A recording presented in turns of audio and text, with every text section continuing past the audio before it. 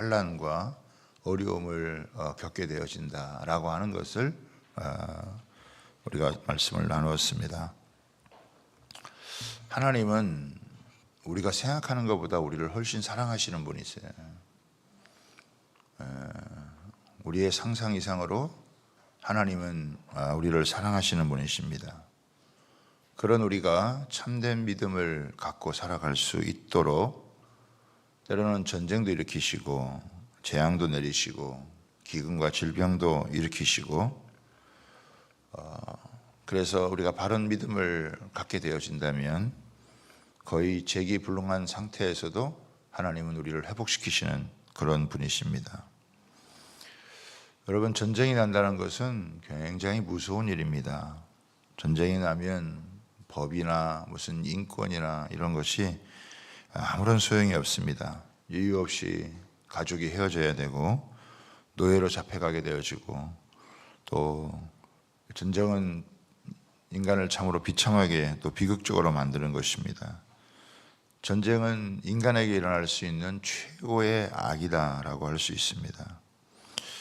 이 전쟁에 대한 소문을 듣고 이 선지자는 거의 항의에 가까운 기도를 지금 드리고 있습니다.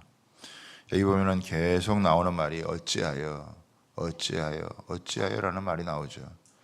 한마디로 줄이면 왜라고 하는 것입니다. 하나님 왜 이렇게 하시는 겁니까? 왜 이렇게 하셔야 되는 겁니까? 라고 하는 그런 외침을 하는 것입니다. 하박국은 유다 백성들이 죄가 없다고 생각하지 않습니다. 또 바벨론과 같은 나라를 사용해서 자신들을 징계할 수 있다고 생각을 합니다. 그런데 문제는 그 수입니다. 하나님이 어느 정도 이렇게 다루고 징계하는 게 아니라 이거 생각하니까 완전히 망하게 하는 것입니다. 짐승 같은 나라에 유다를 넘기는 거, 그게 도대체 말이나 되느냐라고 하는 것입니다. 여러분 12절에 보면 이렇게 나오죠. 선지자가 이르되 여호와 나의 하나님 나의 거룩한 이시여 주께서는 만세 전부터 계시지 아니하시니까 우리가 사망에 이르지 아니하리이다. 여호와여 주께서 심판하기 위하여 그들을 두셨나이다. 반석이신 주께서 경계하기 위하여 그들을 두셨나이다.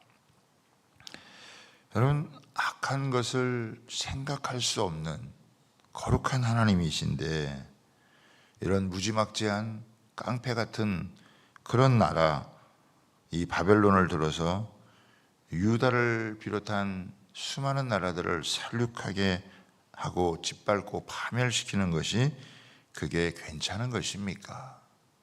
이게 하나님의 성품하고 이게 조화를 이루는 것입니까? 유다가 잘못 살고 있고 죄를 지었다는 것은 인정하지만 유다보다 훨씬 더 악한 자들을 동원해서 쓸어버리는 것이 이게 가당한 일입니까? 온 세상을 통치하시는 분이시고 지금까지 하나님의 은혜로 이렇게 인도해 오셨는데 지금 벌어지고 있는 일은 이게 도대체 무슨 일입니까? 짐승 같은 이 바벨론이 쳐들어와서 하나님의 백성들을 다 짓밟고 예루살렘을 무너뜨리고 성전을 파괴하고 하는 이런 일들이 이게 가능한 일입니까? 하나님께서 어느 정도 징계하시고 깨우치기 위해서 바벨론을 사용한다면 아무런 불만이 없습니다. 어느 정도 고통을 주다가 백성들이 정신을 차리고 물러나는 것은 이건 문제 제기할 것이 없죠. 그런데 지금 그런 게 아니라 마치 하나님께서 유다를 다 죽이시려는 것처럼 여겨지는 피비린내 나는 전쟁을 일으켜서 의로운 자나 불의한 자가 전부 다 멸망하게 하신다라고 하는 건 이해할 수가 없는 일이죠. 어떻게 악을 참아보지 못하시는 하나님께서 이런 계획을 세우시고 진행할 수 있는 것입니까? 아니, 죄 지은 자들만 벌을 주고 징계한다면 누가 불만을 품겠습니까? 그러나 전쟁이 일어나면 의인이든 죄인이든 구별이 되지 않고 무차별적으로 사람들이 죽게 되어져 있고, 무차별적으로 재산이 손실이 되어지고 가족도 잃고 그야말로 비참한 처지가 되어지는데, 이런 게 과연 하나님이 허락하시는, 또 하나님이 하시는 그런 일이십니까? 여러분, 우리나라도 일제를 경험했고 6.25를 여러분 경험을 했습니다. 우리 나이 드신 권사님들은 지금도 전쟁 영화는 아예 보지도 못한다고 얘기해요. 그때 그 비극적인 상황이 너무 충격적으로 다가왔기 때문에 그렇다라고 하는 거예요. 하나님, 어떻게 이런 일이 하나님께서 허용하실 수 있는 것입니까? 하박국 선지자는 너무 여러분 답답한 것이죠. 그 회개하고 돌이키면 괜찮아질 것이라고 하는 희망이 있었는데, 이거는 뭐 회개고 뭐이고 그냥 다 여러분 망하는 것입니다. 여러분, 만약에 병이 걸려서 수술을 받아야 한다면 아프지만 그래도 살아날 수 있다는 것 때문에 여러분 희망이 있는 거예요. 겁나고 두렵지만 그래도 수술을 받으면 살 수 있다라고 하는 희망이 있을 수 있지만, 수술조차 할 수 없는 상태라고 한다면 이거 얼마나 더 답답하고 어려운 일이겠습니까? 하박국 선지자는 하나님께서 미리 하나님의 뜻이 어떤 것인지를 알려주어서 답답했다는 거죠. 차라리 몰랐으면 그냥 덜 고통스러웠는데 미리 하나님이 알려주셔가지고 이런 절망적인 그런 상황을 하나님께서 알려주신 거예요. 왜 하나님께서 이런 절망적인 상황을 알려주셨을까요?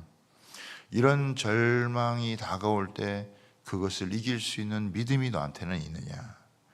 비극적인 미래를 소화시킬 수 있는 힘이 너에게, 진정한 믿음이 너에게 있느냐? 여러분, 항상 좋은 일만 일어나야 된다고 생각하는 것은 여러분 어린아이와 같은 믿음입니다. 이런 믿음을 가지고는 세상을 이길 수가 없습니다. 성숙하고 참된 믿음이라고 하는 것은 정말 납득하기 어려운 상황을 소화하는 믿음이라는 거죠. 절망의 이 구렁텅이에서도 이것을 소화시키고 여러분 이겨나갈 수 있는 그런 믿음으로 여러분 겸비하는 거예요. 지금 하박국은 자신의 눈앞에 펼쳐져 있는 현실과 자신이 알고 있는 이 하나님, 거룩하신 여러분 하나님, 선하신 하나님, 만세 전부터 여러분 함께 계시는 하나님, 그래서 자신들이 사망에 이르지 아니한다라고 하는 것을 너무나 확신하고 있는데 지금 이것이 부조화를 여러분 이루고 있는 것입니다. 하나님은 우리가 생각하는 것보다 훨씬 크신 분이시고, 우리를 사랑하는 법도 우리의 생각하고는 차원이 다르다라고 하는 것을 볼 수가 있습니다. 하박국 선지자는 이렇게 너무나 고통스러운 이런 시간들을 보낸 것은 하나님이 침묵하는 것이었고, 하나님이 또 침묵을 깨고 말씀하실 때는 더 고통스러운 상황 가운데 이르렀다라고 하는 것입니다. 온 세상의 모든 것을 다 속속들이 아시는 하나님께서 이렇게 악하고 폐역한 자들을 여러분 동원해 가지고 예루살렘을 짓밟고 완전히 킬링필드로 만드는 이런 것은 도대체 왜 이렇게까지 하시는 건지 잘 이해를 못하신 것 같아요. 하박국 선지자는 어느 정도 인과응보의 그런 신앙을 가졌던 것 같습니다. 의롭게 살려고 하는 자들은 지켜주시고 폐역하고 악한 자들은 벌 주시는 그런 하나님이시다. 이거는 여러분 다 일반 은총에 여러분 속한 것입니다. 이런 일반 은총으로는 설명되지 않는 일들이 이 세상 가운데는 또 신앙의 세계에는 벌어진다라고 하는 것입니다.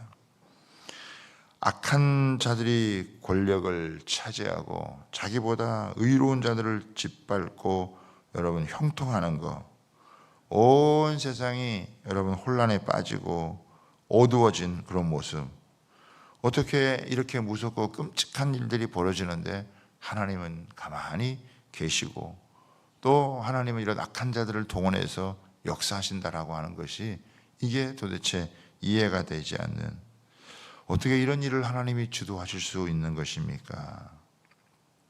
여러분, 우리 인간 안에는요 깊은 죄성과 교만이 뿌리박혀 있어서 쉽게 변하지 않습니다. 교육을 통해서 이런 게 바뀌는 게 아니에요. 현실 속에서 다루어지지 않으면 절대로 바뀌지 않습니다.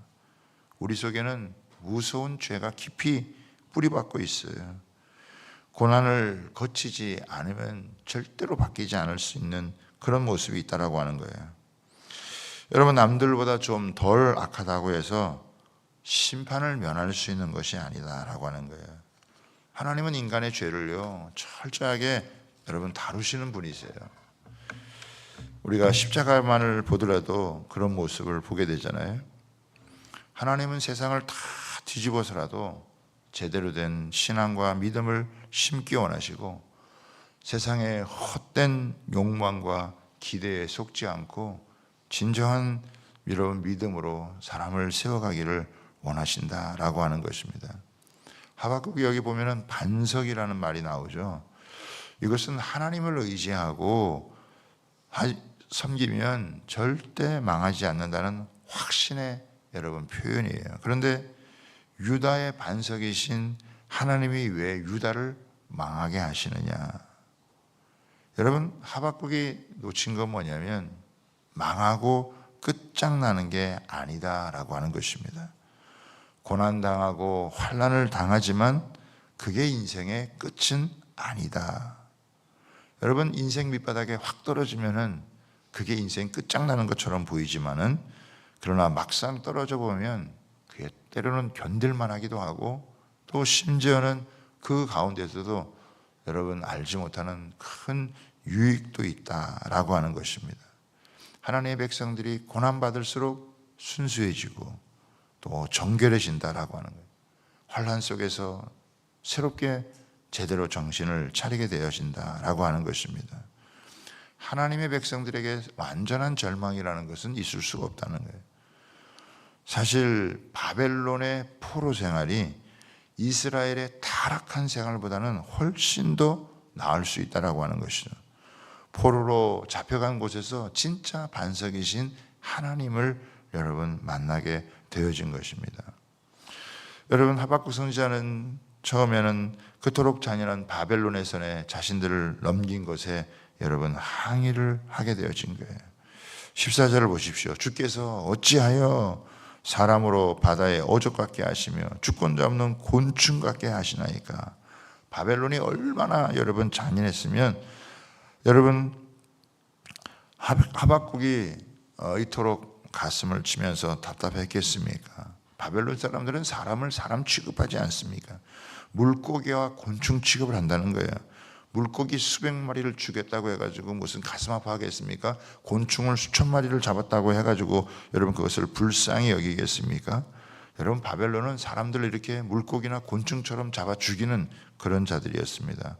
15절에 보면 낚시가 나오죠. 갈고리로 사람을 끼워가지고 끌고 간다라고 하는 것이죠.